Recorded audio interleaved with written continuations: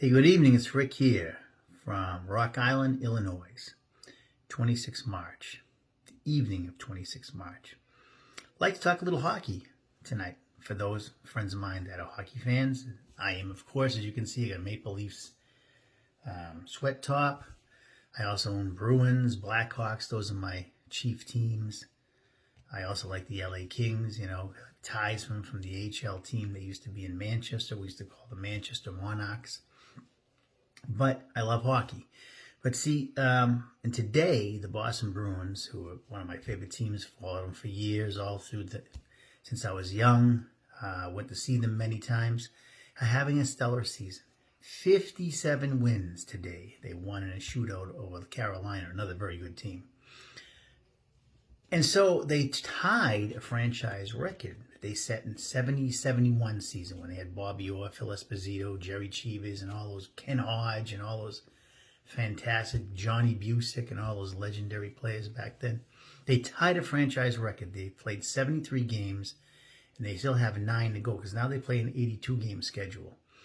And they're definitely going to break it. They need one more victory. I'm sure they're going to get one more victory in 9 the way they've been playing. But I want to put an asterisk next to that. Now, this is not to cut down the Bruins at all. Matter of fact, at all. Bruins have had a fantastic season, much better than I think anybody thought they would have. They've been very good for a number of years, but not like this. This is not a knock on them. Just a little, the way a lot of teams, I hear a lot, the teams breaking records and more wins and all these points and get the most points in history of the team.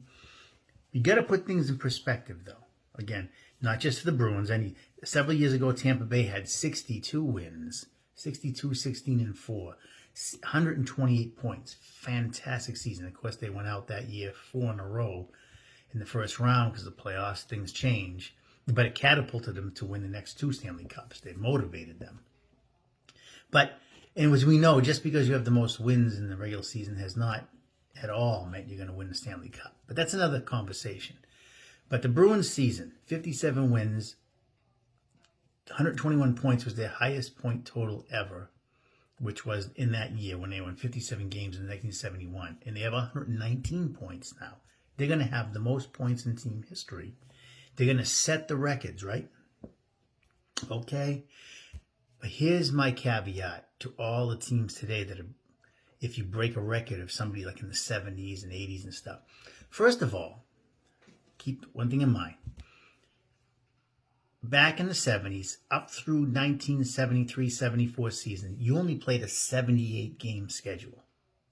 Nowadays, you play an 82-game schedule. And that's 4 more games. That's significant when you're talking about points here and there. Starting in 1974-75, all the way up to like 96, they played an 80-game schedule.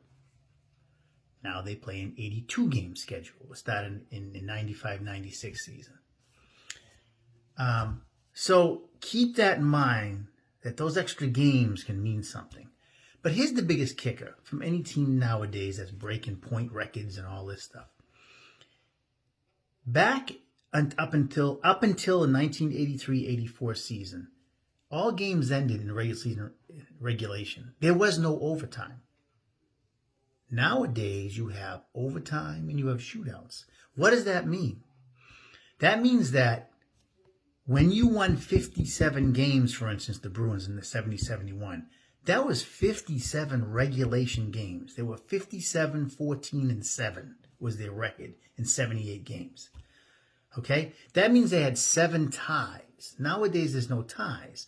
So when you're talking about teams nowadays that all these wins, not all of them are in regulation.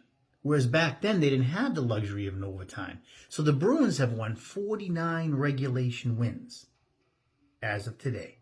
They have 5 overtime wins and 3 shootout wins. That's 8. 49 plus 8 makes 57. So if you were to put them under the same rules as back then, and everybody today, like I said, not just the Bruins, they would have 49 wins, 11 losses like they have, and 13 ties. That's what their record would be. They wouldn't have 57 wins. They'd have 49, and they wouldn't have 119 points. They'd have 111. 8 less points because those 8 overtime wins they've got would end in ties. It would be, and that's true with every team. Every team in the league wouldn't have as many wins as they have if you went under the rules of the 70s because you ended in regulation.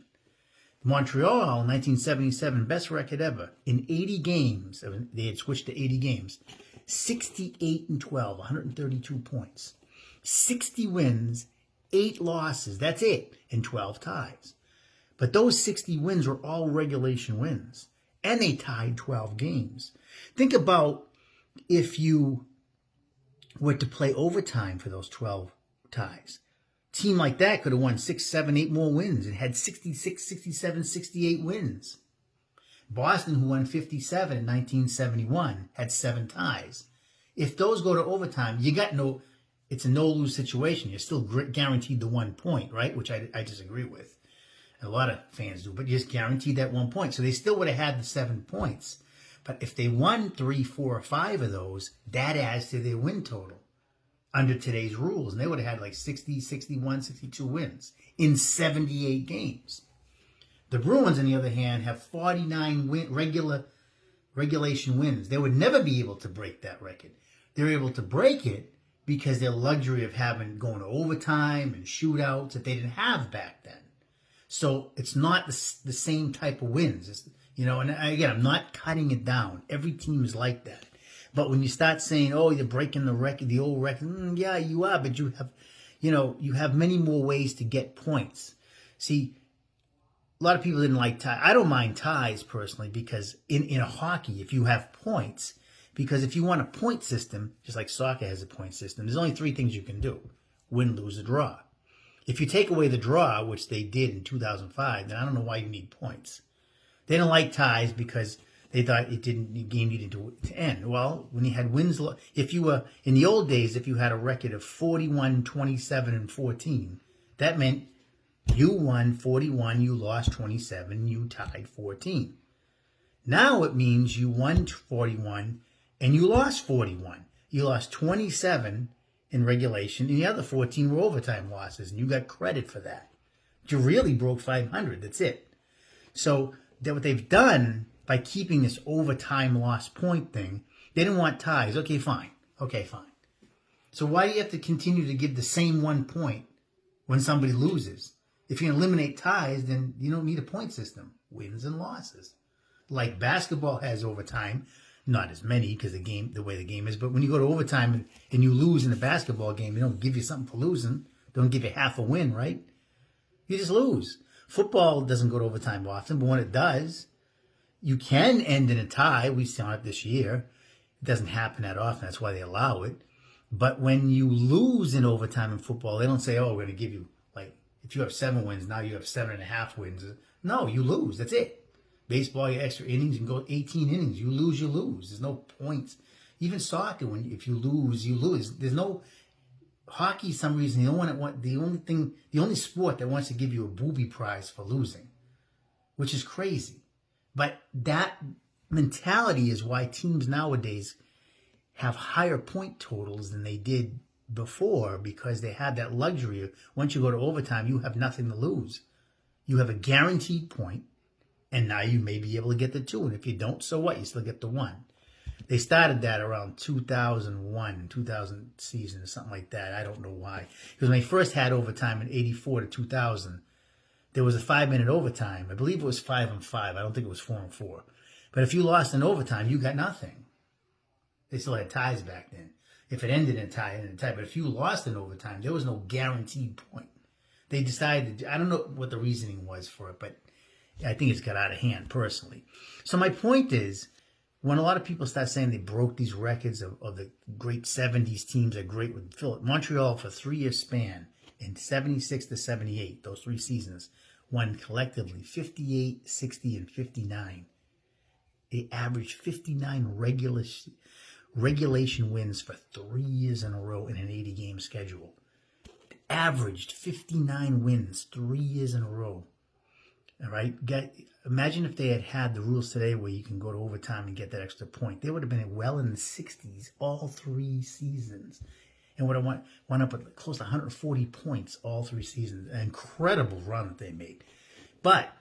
And they did that without the luxury. It ended in regulation. So when I see today, like I saw a post, the Bruins about to break their own franchise record. Congratulations. They've had a great season. I've been following them. It's so much fun, but not really. I mean, they broke it, but they broke it with the addition of today's rules, which gives you the ability to get wins that would have not been wins years ago, that would have ended in ties.